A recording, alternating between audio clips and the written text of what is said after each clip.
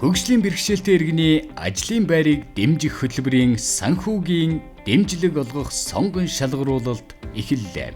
Иргэн та хуваарай хөдөлмөр эрхлэгч хөгжлийн бэрхшээлтэй бол байнгын асаргаанд байдаг хөгжлийн бэрхшээлтэй хүүхдээ асарч байгаа эцэг их бол 1-5 хүртэлх сая төгрөгийг 48 сарын дотор 50% иргэн төлөх нөхцөлтөөр олгох хөтөлбөрт хамрагдаарай.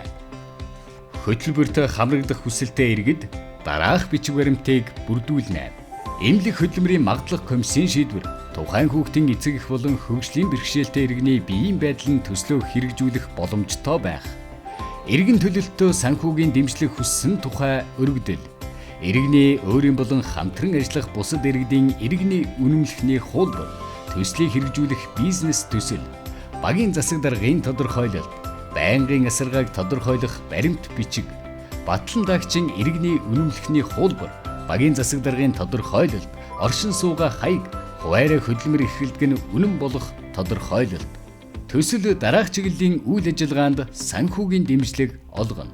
Аялал жуулчлалын үйлчилгээ, сав баглаа буудал, хүнсний үйлдвэрлэл, хөнгөн үйлдвэрлэл, өрхийн үйлдвэрлэл, ахуйн үйлчилгээ, модон эдлэл үйлдвэрлэл, бусад.